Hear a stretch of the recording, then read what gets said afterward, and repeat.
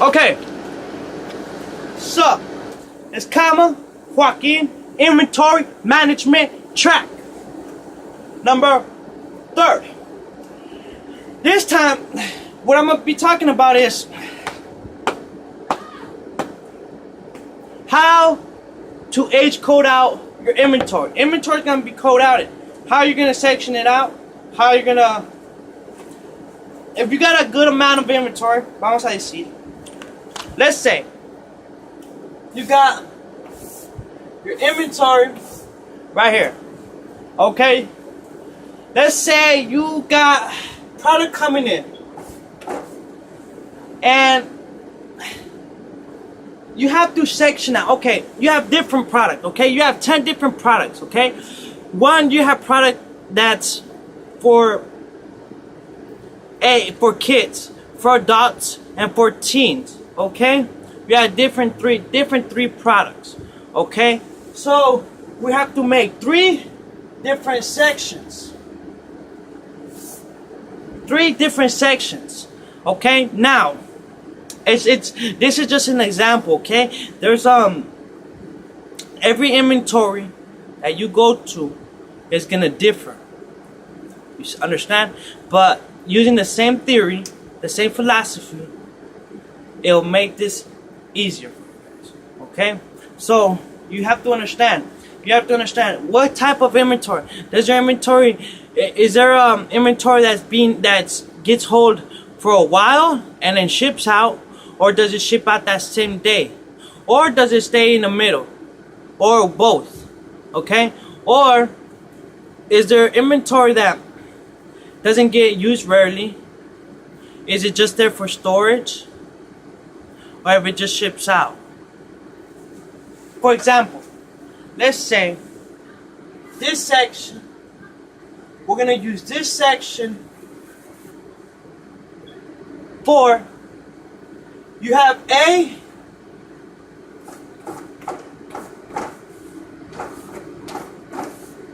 B, C, D. A code is gonna come in and come out that same day. It's gonna come in, come out. Why is this cool? So you have to understand. You want to put it in a spot, in racks or in spots that you could then put for the next day and put for the next day or for the next shift. You want this spot. It would be easier for your people that are pulling them out. You have to, because it's gonna come in and come out, so it's just gonna open up right away. This spot is the hardest spot in your storage to pick, to pull out. Okay, so we're gonna make this spot the D. This is gonna be D. Why? Because this spot holds product from 30 days to up. 30 plus. 30 plus. 30 days and over. Okay? If you're holding product for 30 days and over, then you have to put it in a secure spot, or you have to put it in a spot where it won't get damaged.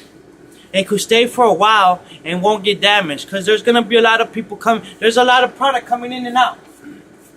So you want to section it out in a good spot where it's not gonna get damaged, or there's not gonna get any boxes into them or anything like that. You know, so it could be a fixed rack. It could be a fixed thing for a whole week or so. Okay, because this right here, you're gonna have C, B, and these, we're gonna have A's. Okay? Why? Because this whole section is gonna come in and out. It's gonna come in and out, in and out. Okay? This section is gonna be used a lot of times, because this section up here, it's just storage sections. This could make it easier for the inventory controller to count on a day-to-day basis or do a full count when there's no production running or when your store is closed, so he could get an accurate count. You want to use large sections for storage. You have to know your age code. Age code, man. Age code. Age code. Age code.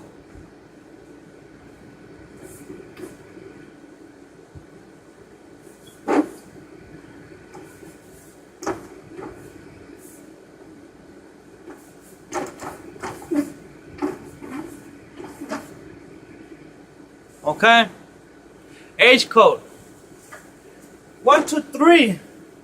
1 to 3 days, man. This is gonna get shipped. That should be A. That should be A. A code product that comes in and goes out. 3 to a week, man. A week. A week that's gonna be in your storage for a whole week. And it's not gonna get shipped out for a whole week. That needs to be your B storage. Your B storage. A week to 2 weeks. If you're gonna have product being stored in your facility for over 2 weeks, that's C. And after that, if it's 30 and up, then that's D.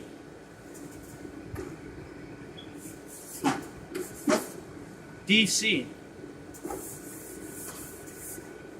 Now, understanding that you're gonna have product there sitting and just sitting there, you wanna section it out. You wanna put them in right spots, in right lanes, where there's not gonna be no damage to them, no water leakage on them, no anything that will risk your chances of losing that product. And it becomes difficult at times when you're having a lot of product. So you want to have levels, or you want to have sections. Remember, section them out. Section them out. Maybe you have product right here, product right here, and product right here. How can a D and an A be in the same lane? Feel me? That doesn't make sense. How are you going to have a product that's old and in a product that's new? It's just going to get mixed up. Even if they're the same thing, the age is different. And it's going to get mixed up. You're going to send your customer an A product when he deserves a D product, or a D product when he deserves an A. It just messes up your whole count. It messes up your whole inventory and your whole shipping and everything. You feel me? So you want to use age code to differentiate your inventory and to section it out. And this helps it easy to count. When you're counting, when you go and count, you could go and just have a printout of your D codes, of your age code, meaning your D code, your C code, your B code, your F codes. You feel me? You cut them in half. Cut the pie. Cut it in half. Go count this one. Go count this one. Go count this. Go count this. What I would do, I would go count the 30 days. Go count the 30 days. Because they've been there 30 days. They expect us to have it there, right? They expect you to have it there. The A, one could get lost, but it won't be your issue, right? It'll be the people putting away the product. That'll be their issue, because it's their day first, and yet it's lost. So somebody didn't do their job right. But if it's C code and D code, meaning it's been there for B code, if it's been there for a week to 30 days and over, I expect you to know where that box is, or at least you could reference it. At least you could have a point to it. You know what I'm saying? At least you know where it went, what happened to it. Okay? That's what you, as an inventory controller, you would have to understand, that A is not important. It's important, but it won't fall back on you. B, C, D being the most highest because it's the oldest product. the oldest product, you have to pay attention because it loses value. Over time, your product loses value. So if you have a box missing and it's saying that it's out there and you could ship it, and you've been missing that shipment for 3 times already, that's money going out of the pocket. And that's false information. That's false. That's saying, man, we got this old product, it's not even out here because of an issue that happened. Yeah, it's been here. So who's doing their job? Who's updating our systems? Who's not updating our systems, or who's failing to go get this box? You feel me? So it's gonna depend on who you're trying to blame it on, man. You know what I'm saying? Because they're gonna try to blame it on you. And because you're responsible, you're the inventory guy. You should know. And you gotta be aware. There's a lot of people out there. They're gonna try to blame it, like, hey, to save their ass. You be an inventory guy. You're like, hey, man, shit. I'm counting all this.